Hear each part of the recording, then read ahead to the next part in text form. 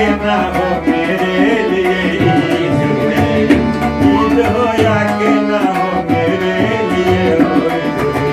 वो जलवा जो जल्दी है सामने नी, वो जलवा जो जल्दी है सामने नी, वो जलवा चुराने को ही चाहता है, वो जलवा चुराने को ही चाहता है। ये दिल कहने की रात आई, दिल जो न कर सका।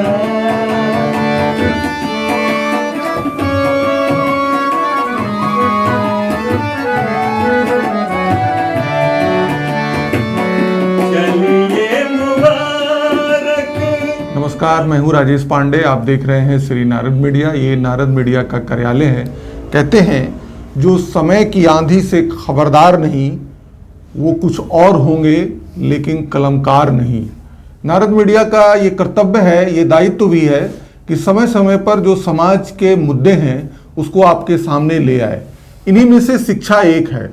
हमारे साथ आप शख्स हैं ब्रजेश कुमार ओझा जी। आप मूल रूप से मोतिहारी रामगढ़वा के रहने वाले हैं। आप सिवान में लगभग 8 वर्षों तक जन शिक्षा पदाधिकारी के पद पर यहाँ कार्यरत रहे हैं और आज हम इनसे जानेंगे कि ये जो शिक्षा की इस समय जो हालात हैं और ख़ासकर इन 75 वर्षों में जो ये शिक्षा की हालत है ये ऐसी क्यों हो गई है। तो सबसे पहले हम ओझा जी से ये जानना चाहेंगे कि ओझा जी, बिहार शिक्षा सेवा में आप कैसे आए और आपकी शिक्षा दीक्षा कहाँ हुई?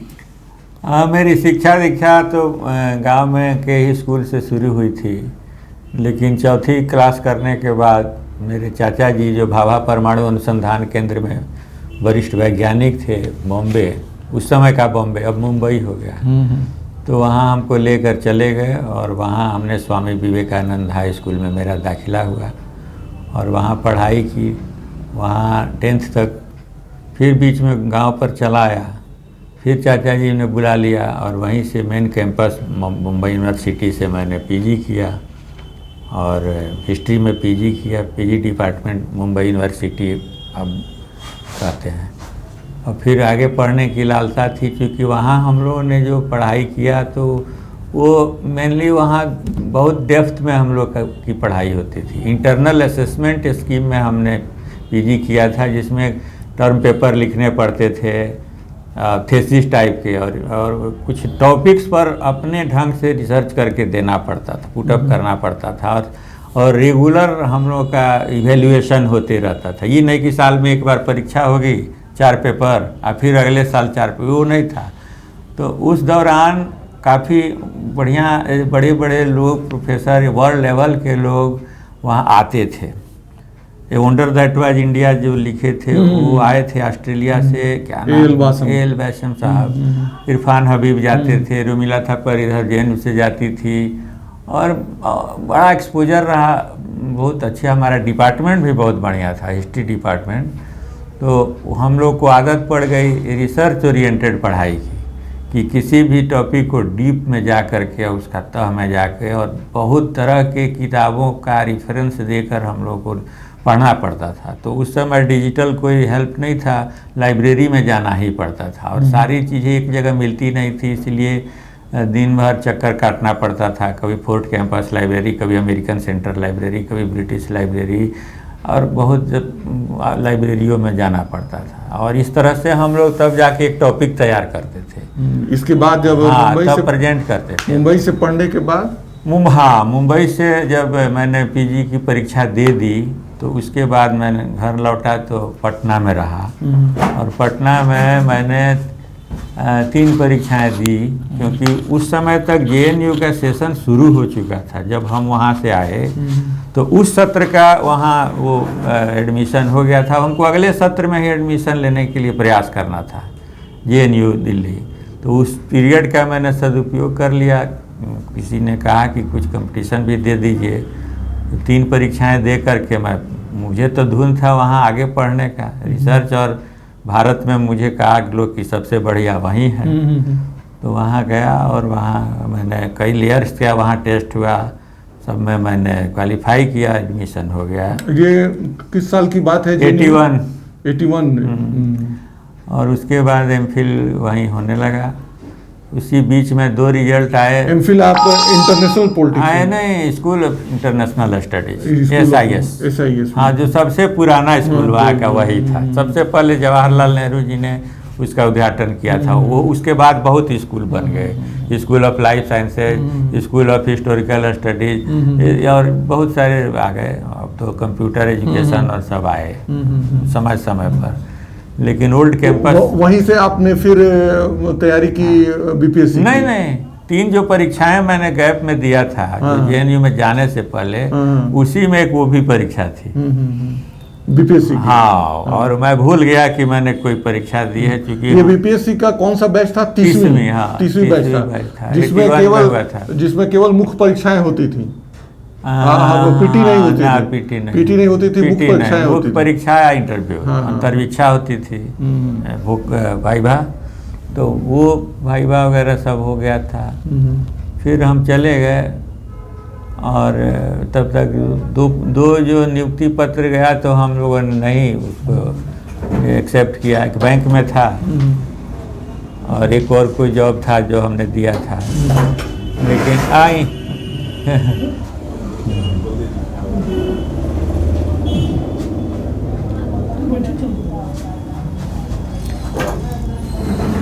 लेकिन मेरे घर से पिताजी का एक पत्र गया कि एक नौकरी और आ गई है, तुम ज्वाइन कर लो। तो आ गए, ज्वाइन कर लिए, और तब से इसी में है। तो मैंने बिहार शिक्षा सेवा में आप आ गए? हाँ, नहीं, उसके पहले एक और सर्विस ज्वाइन किया था हमने, लेबर ऑफिसर का। Labour officer. हाँ, तो उस समय पोस्टिंग बेतिया में हुई थी, जब बंधुआ मजदूरी का बहुत प्रकोप था। उस समय हम लोग काफ़ी काम किए, और बड़े सामर्थ्यों के चंगुल से गरीब मजदूरों को छुड़ाने में बहुत मेहनत करना पड़ा। तो आप मतलब श्रम अधीक्षक थे, तो उसके श्रम प्रवर्तन पदाधिकारी थे, तो फिर आपने इम्प्रूव कर गए? नहीं, BPSC में BPSC की परीक्षा और सब तो एक ही साथ हमने दिया था। अच्छा, एक ही साथ दिया था। तो इसका रिजल्ट बाद में आया। तो आप 1983 में आ गए, और आप सेवानिवृत्त हुए 2018 में, और आप शिक्षा सेवा में रहे। और उस समय बिहार और झारखंड संयुक्त था, तो उसमें जो आपकी अंतिम पदस्थापना थी, तो उस समय आप जो प्रमंडलीय शिक्षा पदाधिकारी, प्रमंडलीय शिक्षा उपनिदेशक। अच्छा सर, मैं अब सीधे आता हूँ शिक्षा पर। क्या बात है सर कि हमारी जो शिक्षा है, इसे लेकर हम विश्व गुरु माने जाते थे। हमारे यहाँ इतने बड़े बड़े विश्वविद्यालय, जब विश्व के पास किसी भी तरह के विश्वविद्यालय, गुरुकुल मठ का कॉन्सेप्ट नहीं था, अवधारणा नहीं थी, इतना धर्मशास्त्र, तर्कशास्त्र, दर्शन शास्त्र के हम इतने ज़्यादा प्रणेता थे। आज हमारी शिक्षा को क्या हो गया है? बड़ा सही बताइएगा, क्योंकि मैं आपसे ये बस जानना चाह रहा हूँ, क्योंकि लोग गोल मटोल जवाब देते हैं कि बस हो रहा है, देखेंगे, करेंगे। ऐसी बात नहीं सर, क्या कारण है? अब आप पहले की बात कर रहे हैं, तो उस समय ऐसा नहीं होता था कि सरकार नियुक्ति करती थी। सरकार के चरण उस समय नहीं पड़े थे। विद्वान लोगों का काम था, आश्रम में वो लोग बुलाते थे, या राजा हो या रंक हो, सबके बच्चे वहाँ पढ़ते थे। और बड़े बड़े ग्रंथों का रचनाएं सब जंगलों में हुई थी, भौतिकवादिता नहीं थी। उस समय आध्यात्मिक और जन कल्याण, वसुधैव कुटुंबकम की भावना से गुरु लोग पढ़ाते थे। उनका अपना कोई स्वार्थ नहीं होता था। जो आप पीछे जाएंगे तो उस समय आश्रम में जो गुरु लोग होते थे, कभी उन्होंने राजसी ठाट बाट स्वीकार नहीं किया। राजाओं का कोई भी आग्रह भी उन्होंने स्वीकार नहीं किया कि आप आकर महल में रहिए और हमारे बच्चों को पढ़ाइए, बिल्कुल नहीं। सबके लिए एक व्यवस्था थी। संतन को सिगरी से क्या काम, हाँ, आवत जात पनैया टूटी, बिसर गए हरिनाम। तो वो उसी वजह से इतनी बड़ी बड़ी रचनाएं हो गई, जो आज संभव नहीं है कि कोई वैसी रचना कर दे। तो उसके बाद अब इधर की बात कीजिए, जो अभी आधुनिक काल में, तो अंग्रेज़ों के समय में जो शिक्षा थी, उस समय मैंने ईमानदारी शिक्षा में काफ़ी थी, और ये सब पॉलिसीज भी नहीं थे कि किसको बनाना है शिक्षक, किसको नहीं बनाना है। उस समय सारी चीज़ें मेरिट पर हुआ करती थी, और जो पढ़ते थे वही कुछ बनते थे, ज्ञान जिसके पास होता था।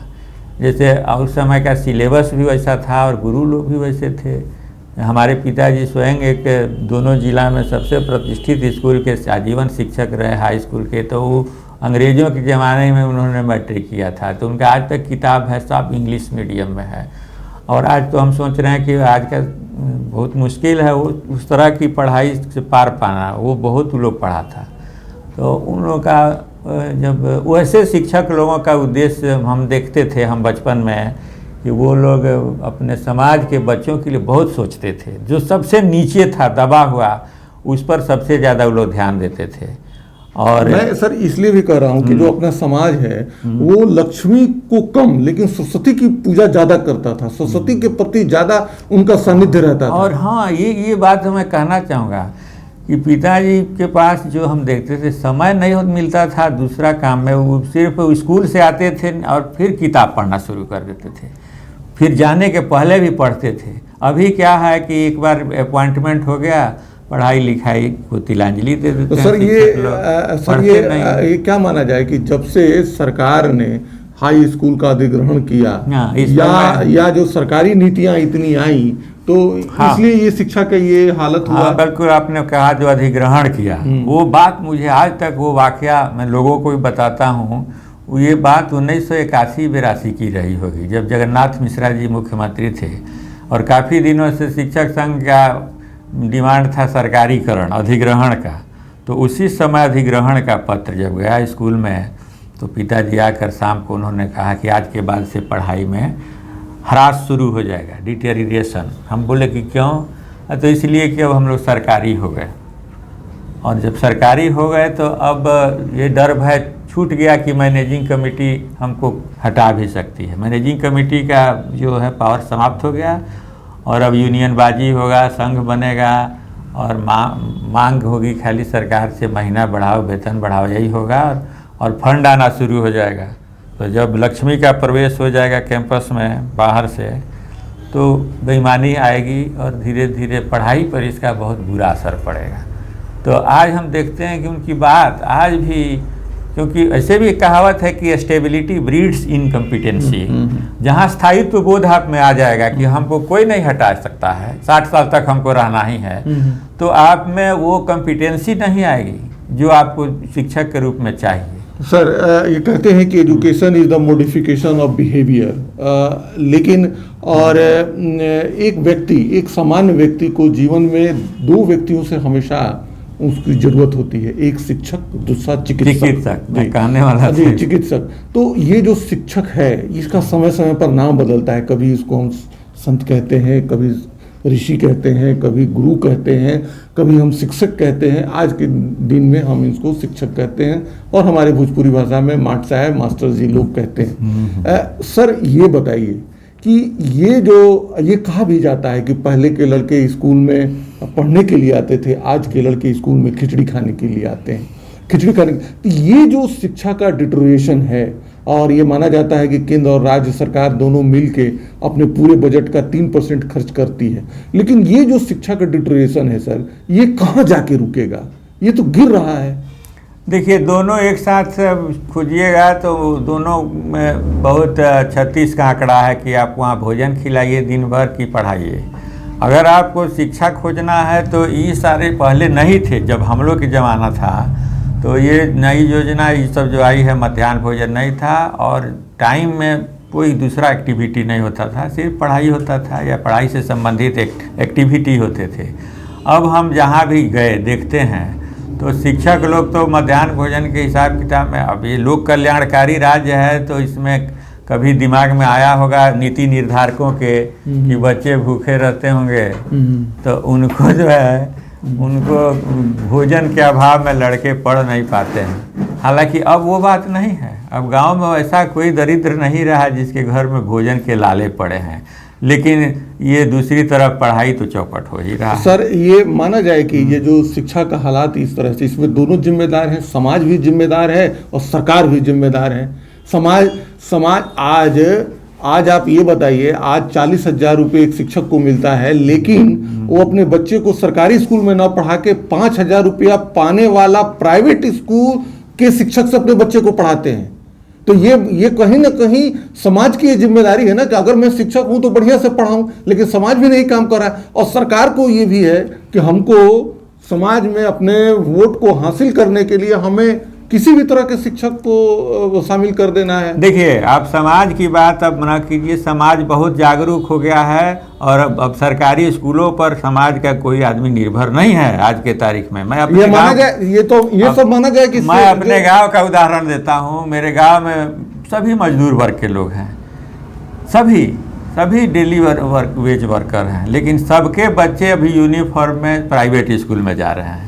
और गांव में 4-5 टीचर हैं सरकारी जो बैठे रहता है, उसके बच्चों का नाम जरूर रहता है, क्योंकि तरह तरह के स्कीम जो हैं, पोशाक योजना का लाभ मिल जाता है, कुछ स्टाइपेंड मिल जाता है। बस इसी वजह से बाई एंड लार्ज मैं कहता हूँ, अब 100% तो नहीं कहूँगा, लेकिन अब रिक्रूटमेंट पॉलिसी पर भी कुछ बात हो गई, कुछ फंडिंग जो आने शुरू हो गए, जिसे मध्याह्न भोजन। हमने 5-6 स्टेट्स में घूमने के क्रम में देखा, वहाँ हम जहाँ भी जाते हैं, अभी हाल में भी राजस्थान गए थे, तो एक पहले स्कूले में जाते हैं देखने, हर जगह जब गए तो मध्याह्न भोजन का रजिस्टर लेके हेडमास्टर साहब अपना हिसाब लिख रहे हैं।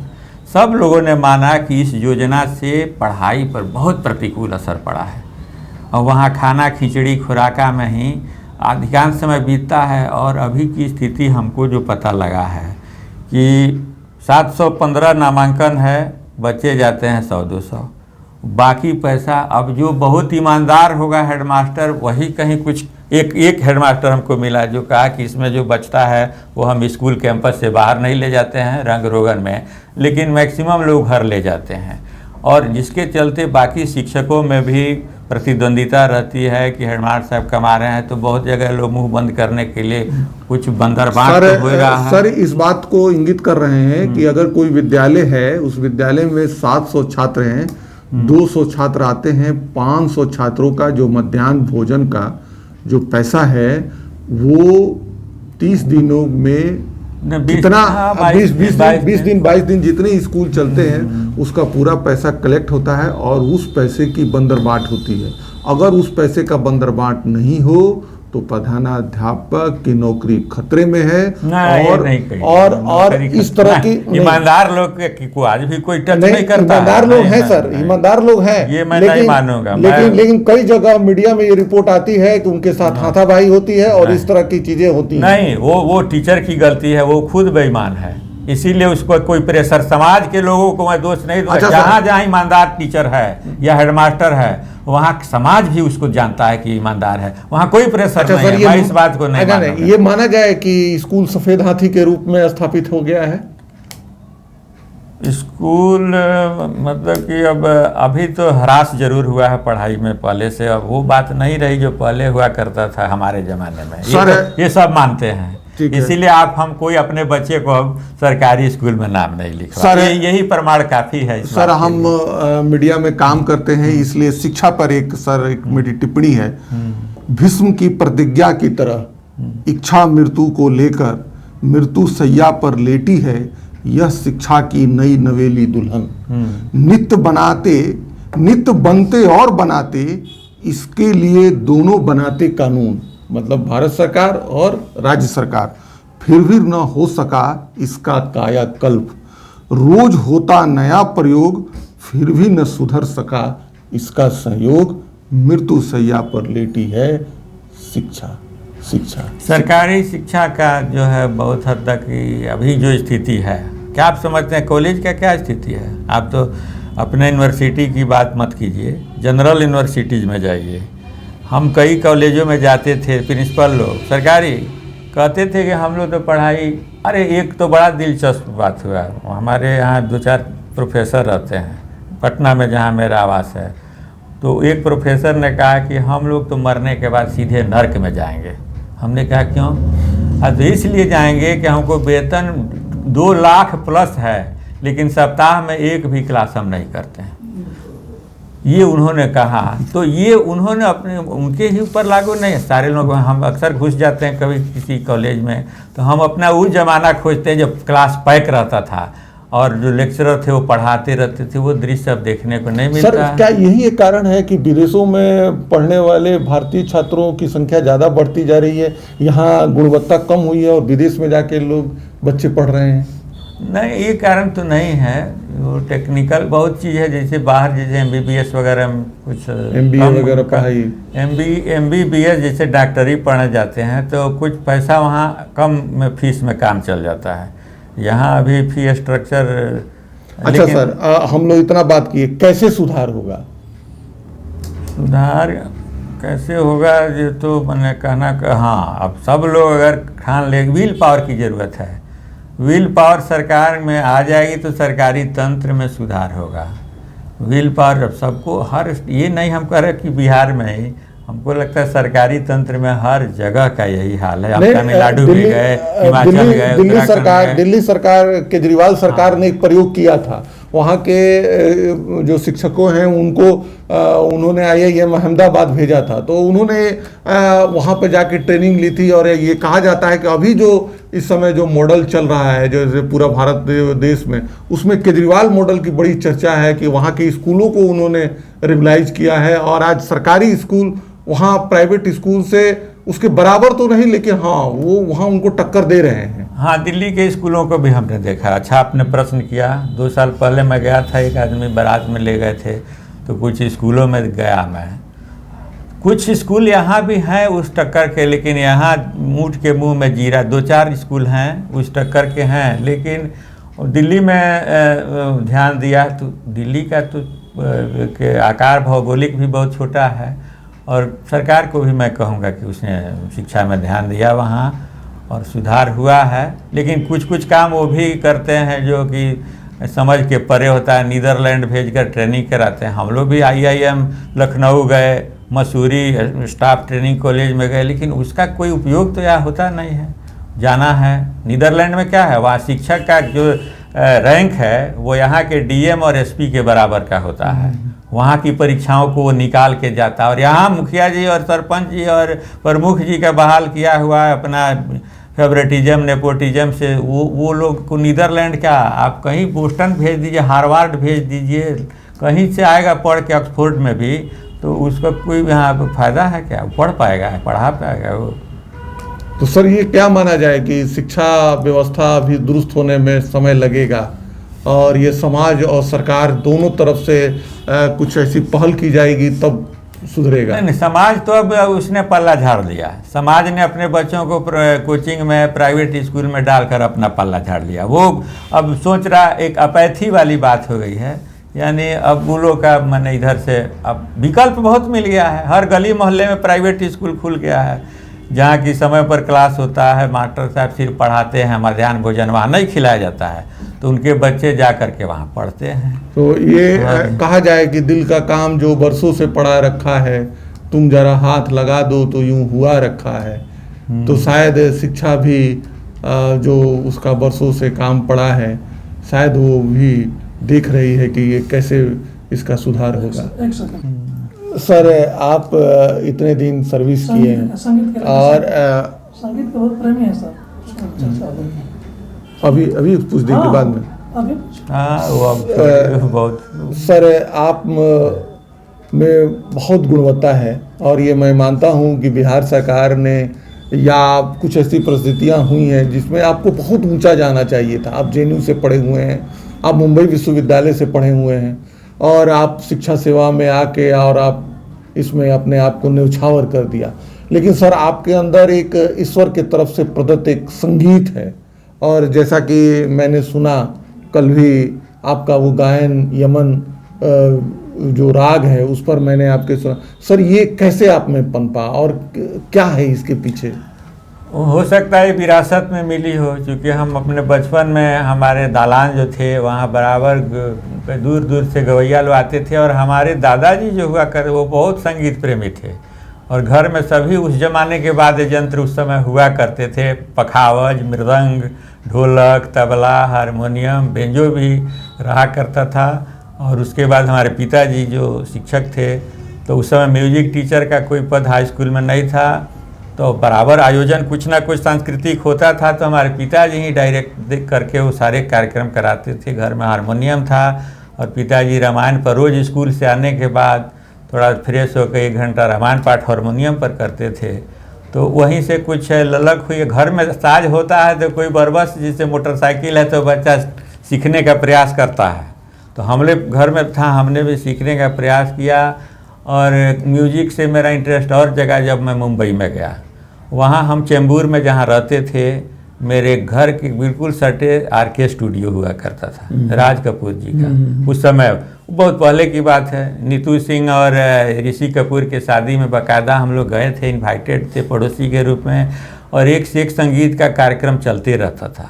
और हमारे चाचा जी को पास मिला करते थे वहाँ बिड़ला मातुश्री सभागार या कई ऑडिटोरियम थे, तो वो लोग वहाँ उस्ताद अमीर खां, डागर बंधु, फखरुद्दीन अहमद डागर और भीमसेन जोशी और बहुत सारे गायक लोगों का सुनने का मौका मिलता था। तो इंटरेस्ट जगा और नौकरी में तो परवान नहीं चढ़ा। अब रिटायर हो गए हैं तो अभ्यास ज़्यादा, अब वहाँ पहले करते भी थे कुछ अभ्यास तो घर के अंदर, ताकि बाहर कोई जाने नहीं, क्योंकि गुरुजी लोगों के विभाग में रहते थे तो एक इमेज वो नहीं देना था। एक तो ऐसे ही डर भय थोड़ा ख़त्म हो जाता है लोगों का, यदि जान जाए कि ये भी गाना बजाना करते हैं, तो एक वो उसमें एडमिनिस्ट्रेटिव साइड में रहने पर बचा के रहना पड़ता है। हालांकि उसका हमने उस समय लाभ नहीं लिया, कोई उस समय नहीं, हालांकि आज लोग कहते हैं हमारे। सर मैं चाहूँगा कि 2 पंक्तियाँ आप थोड़ा आप हमारे दर्शकों के लिए गुनगुना दें। 2 पंक्तियाँ आज के हालात पर ही हमको ये कहेंगे जो आपने पूछा। वो साहिर लुधियानवी साहब का एक गीत है, कभी खुद पे कभी हालात पे रोना आया, बात निकली तो हर एक बात पे रोना आया।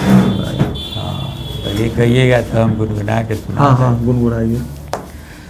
कभी खुद पे कभी हालात पे रोना आया, कभी खुद पे कभी हालात पे रोना आया, बात निकली तो हर एक बात पे रोना आया, बात निकली तो।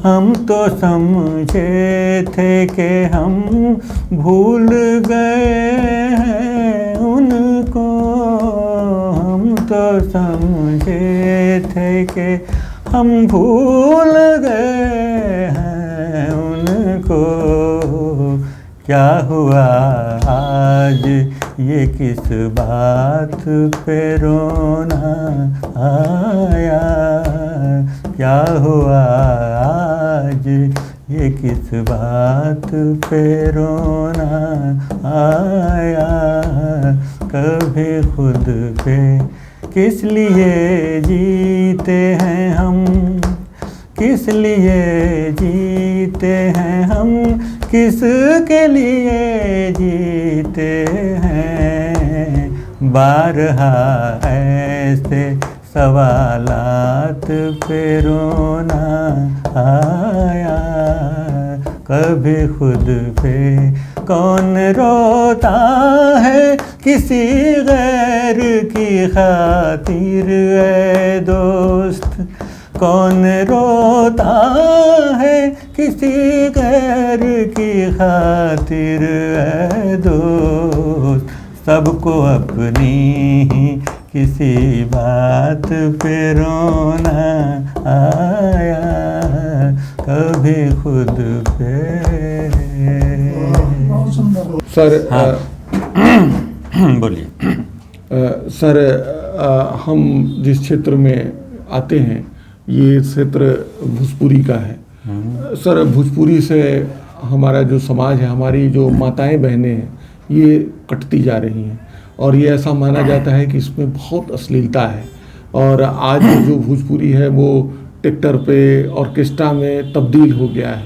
तो सर ये भोजपुरी जो, जबकि हमारी भोजपुरी एक परंपरा है, भोजपुरी एक हमारी संस्कृति है। भोजपुरी जो कई देश को बना डाला, फिजी को, मॉरिशस को, ट्रिनिडाद को, सूरीनाम को। तो सर ये भोजपुरी में अश्लीलता क्यों है और सर ये कैसे दूर होगी? देखिए, श्रोताओं का इधर जो जनरेशन नया आया है तो इन लोगों को बर्बाद करने के लिए अब अच्छा लगता है, बहुत सा चीज़ है खाने का चीज़ जो चटकार तो लगता है लेकिन शरीर को हानि पहुंचाता है। लेकिन रचनाकार लोग अभी तत्कालिक लोग लाभ देखते हैं कि हमको ज़्यादा लोग रिक्शा पुदर से लेकर दैनिक वेजेज के लोग तब शैलेंद्र जी का लिखा हुआ गीत भोजपुरी का तो सुनेंगे नहीं। तो अब वो नया नया गायक लोग आया है, लोग वो ये कि अब संस्कृति काफ़ी बढ़ रहा है, भोजपुरी को बर्बाद कर दिया लोग। हम लोग तो उस ज़माने के गीतों को जब सुनते थे तो भावुक हो जाते हैं। अब लिखने वाले लोग कैसे थे? शैलेंद्र साहब जो भोजपुर के रहने वाले थे, जिन्होंने अभी उनके इतना बड़ा गीतकार फिल्म इंडस्ट्री में किसी कोई नहीं हुआ, और वो खुद भोजपुरी भाषी थे। और आप ही के जिला के रहने वाले चित्रगुप्त साहब, वैसा संगीतकार तो खैर नहीं है, वो खुद धुन बनाते थे और शैलेंद्र जी लिखते थे। अब वो तरह के गाने अब कहाँ आ रहे हैं? वो लोग जो स्तर के लोग गायक लोग थे जो फिल्मों में उनके देते थे, उसी स्तर का यहाँ भी गाना भोजपुरी में। हमारे एक बार मेरी मुलाकात बम्बई में हुई थी रामायण तिवारी जी से, जिन्होंने लागी नहीं छूटे राम फिल्म बनाया था। और देखिए, एक पार्टी में मिल गए हम लोग, हम खाना हम ही परोस रहे थे तो उन्होंने मांगा हमसे किराया था। तिवारी का बड़ी नाम था, विमल राय के फिल्म उस समय के खलनायक हुआ करते थे बहुत ज़बरदस्त फिल्मों में, हिंदी फिल्मों में, लेकिन थे भोजपुरी बेल्ट के, तो भोजपुरी फिल्म उन्होंने बनाई। तो लागी नाई छूटे राम हम लोग 4 बार 5 बार देखे थे, मन नहीं भरता था कॉलेज के दिनों में। गंगा मैया तो अभी फिर विदेशिया आया, एस.एन. त्रिपाठी ने उसमें म्यूजिक दिया, वो भी पूर्वांचल के रहने वाले थे। तो वो लोग शास्त्रीय संगीत के आधार पर अपने गाने बनाते थे। और लिखने वाले लोग भी विद्वान, मजरूह सुल्तानपुरी साहब, भोजपुरी में इतने गाने उन्होंने लिखे हैं। हाँ, लागी नाई छूटे राम का गाना शैलेंद्र ने, मजरूह सुल्तानपुरी ने लिखा था। अब सोचिए, सुल्तानपुर के रहने वाले थे और वहाँ की भी भाषा भोजपुरी है। मतलब हाँ, मिलता है काफ़ी। तो अब वैसा खोजिएगा तो ऐसा लोग है नहीं, और थोड़ा सा लटका झटका वाला गाना दे के लोग पॉपुलर तो हो जाता है, लेकिन इस तरह के गीतों की आयु बहुत कम होती है।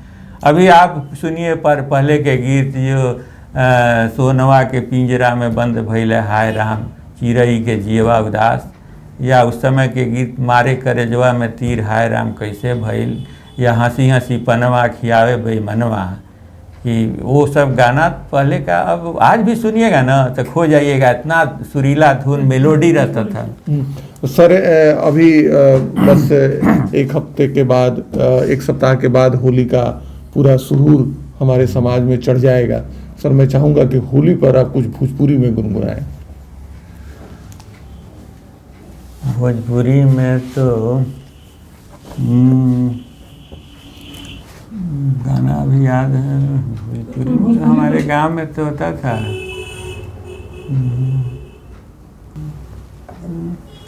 टूटी गईल मोती माला कहे ब्रिजबाला,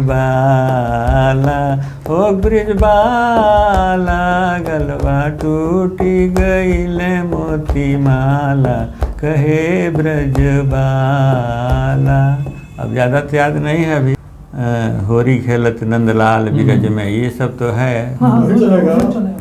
होरी खेलत नंदलाल बिरज में, होरी खेलत नंदलाल, ग्वाल बाल सब रास रचावे, ग्वार बाल संग रास रचावे, नटखट नंद गोपाल बिरज में, होली खेलत नंदलाल बिरज में, होली खेलत नंदलाल। भर भर मारे रंग पिचकारी, भर भर मारे रंग पिचकारी, डूब गए ब्रज के नर नारी, रंग गए ब्रज के नर नारी, उड़त अबीर गुलाल बीरज में, होरी खेलत नंदलाल बीरज में, होरी खेलत नंदलाल।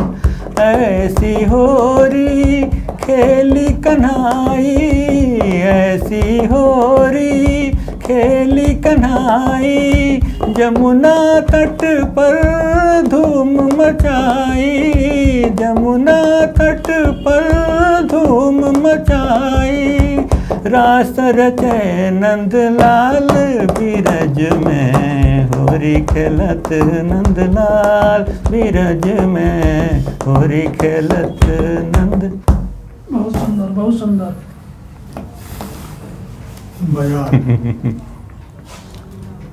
आपने देखा, ये नारद मीडिया का सौभाग्य है कि हमारे कार्यालय में ऐसे ऐसे विद्वान व्यक्ति समय दर समय आते रहते हैं और आप हमारे कार्यालय में आए, ये हम सभी का सौभाग्य है। और आपके अंदर जो प्रचुर मात्रा में विद्वता है वो भरी हुई है।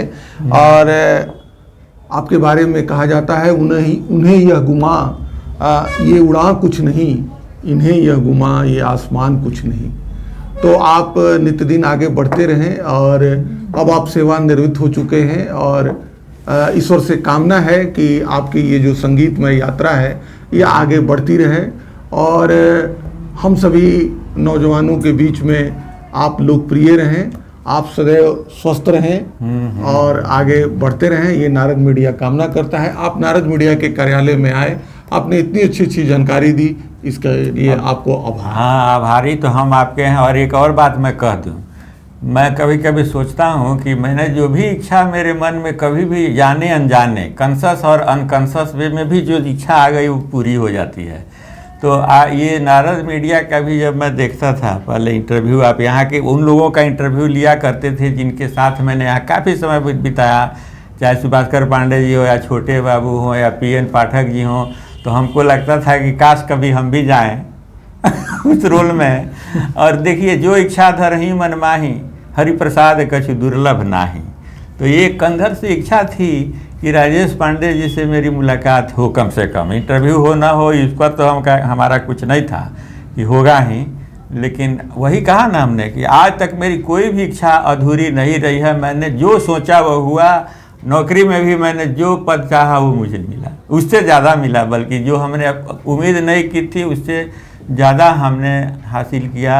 और आप लोग के यहाँ भी आना एक उपलब्धि ही है मेरी, और हम भी आभारी रहेंगे आपके कि कुछ बातें विद्वान लोगों के साथ हुई, वरना आजकल तो पत्रकारिता में भी काफ़ी ह्रास हो रहा है। और आपकी विद्वता से मैं बहुत प्रभावित हुआ हूँ। आप तो महात्मा गांधी केंद्रीय विश्वविद्यालय में रिसर्च कर रहे हैं, और ये जो बाढ़ आ गई है पत्रकार लोगों का, हर गली मोहल्ला में आप देखिएगा एक आदमी घूम घूम के इधर से उधर करते रहता है, कुछ आता नहीं है लेकिन पत्रकार बने हुए हैं।